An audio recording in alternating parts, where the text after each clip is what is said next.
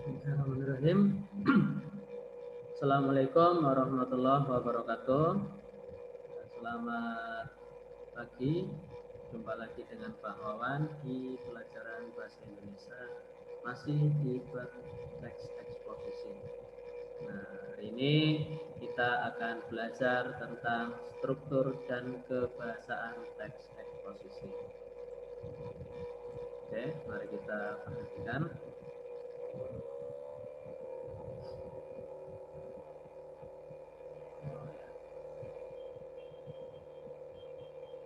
Share screen-nya belum.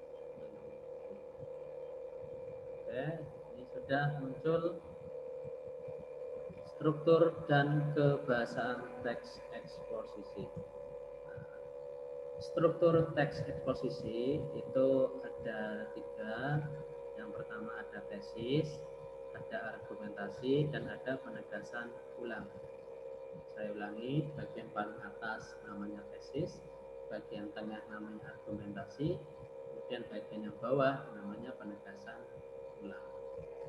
Kalau dalam teks-teks umum itu namanya kan pembuka, isi, penutup. Nah, ini hanya beda nama saja. Ini ada tesis, argumentasi, dan penegasan ulang. Seperti apa penjelasannya? Ini ada di slide berikutnya. Ini tesis itu letaknya di bagian paling atas. Tesis itu berisi apa? Tesis itu berisi pengenalan isu atau masalah ataupun pandangan penulis secara umum tentang topik yang akan dibahas. Jadi tesis itu isinya isu atau masalah yang akan dibahas. Nah, dulu kita masih ingat di awal pembelajaran itu ada teks yang rusaknya hutan Sumatera. Nah, di situ ada bagian tesis. Nah, bagian tesis itu letaknya di paling atas. Nah, ini kalau kalian masih ingat, itu letaknya ada di bagian paling atas. Nah, ini nanti Pak Wawan tunjukkan. Nah, ini kalimatnya begini. Jika pemerintah tidak cepat bertindak, dalam 10 tahun mendatang, hutan Sumatera akan musnah. Hilangnya hutan Sumatera akan diikuti oleh musnahnya hutan Kalimantan. Nah, kalimat ini, paragraf ini adalah bagian tesis. Kenapa tesis? Karena bagian ini berisi pandangan penulis terhadap hutan Sumatera. Jadi penulis pada awal paragraf itu menyampaikan masalah. Nah, masalah yang ditulis pada teks ini adalah masalah tentang kerusakan hutan Sumatera. Pak, ini kan contoh opini yang tadi betul. Nah, contoh opini yang kemarin betul. Ini adalah opini daripada penulis. Ini bagian tesis. Nah, setelah disampaikan masalah, kemudian diikuti dengan pendapat dan juga fakta. Nah, bagian itu namanya rangkaian argumen.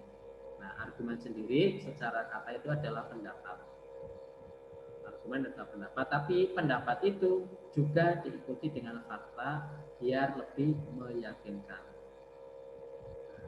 Pendapat atau argumen penulis berguna sebagai penjelasan dari tesis yang dijelaskan sebelumnya.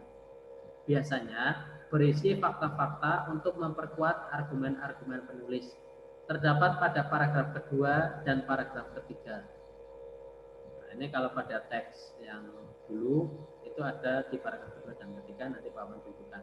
Paragraf ketiga, pada paragraf ketiga terdapat juga fakta-fakta yang mendukung tesis atau pendapat. Pada paragraf kedua merupakan pendapat dari penulis mengenai tesis. Nah, secara urutan biasanya begitu. Rangkaian argumen itu berisi fakta dan opini. Nah, opini biasanya ada di paragraf kedua, ketiganya adalah fakta-fakta. Biasanya begitu. Nah, yang jelas bagian fakta dan opini itu secara struktur namanya rangkaian argumen. Oke, selanjutnya yang ketiga, ini penegasan ulang. bagian ini letaknya berada di bawah. Letaknya berada di bawah. Bagian ini berisi apa? Bagian ini adalah berisi perumusan kembali secara ringkas. Biasanya bagian ini disebut sebagai penutup atau simpulan. Terdapat pada paragraf terakhir yang mengulas tesis tetapi tidak secara langsung. Yaitu pada kalimat rupanya kedua masalah itu belum cukup. Nah, kata itu menunjukkan masalah yang dibahas pada tesis. Jadi penegasan ulang itu adalah mengulas kembali tesis atau permasalahan yang ada pada paragraf pertama. Diulas dengan kalimat yang berbeda tetapi intinya sama. Nah, itu adalah struktur teks eksposisi. Kita bisa lihat. Nah, ini di teks nasib hutan kita semakin suram. Bagian ini namanya tesis, permasalahan. Nah, bagian ini namanya tesis. Kemudian bagian yang kedua ini, kemudian dan paragraf bawahnya, dan ini merupakan rangkaian argumen. Ini merupakan rangkaian argumen. Jadi ini adalah bagian tesis. Ini adalah bagian tesis. Kemudian diikuti dengan pendapat.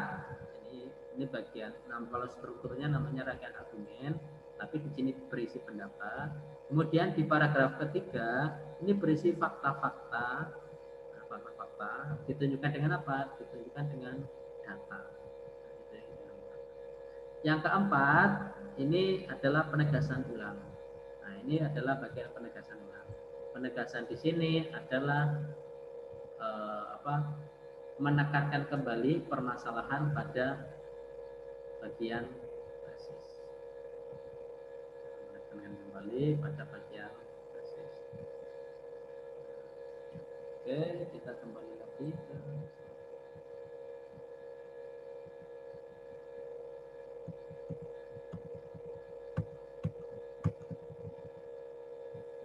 Jadi kalau kita simpulkan bahwa struktur teks eksposisi itu ada 3. Yang pertama tesis, di bagian paling atas berisi isu atau masalah. Kemudian yang kedua bagian argumentasi, letaknya di tengah, ini berisi fakta dan opini. Kemudian bagian paling bawah adalah penegasan ulang. Ini berisi penegasan daripada tesis yang ada di awal. Oke, itu saja materi kita pada siang hari ini. Semoga bermanfaat. Terima kasih atas partisipasinya. Sekian, wassalamualaikum warahmatullahi wabarakatuh.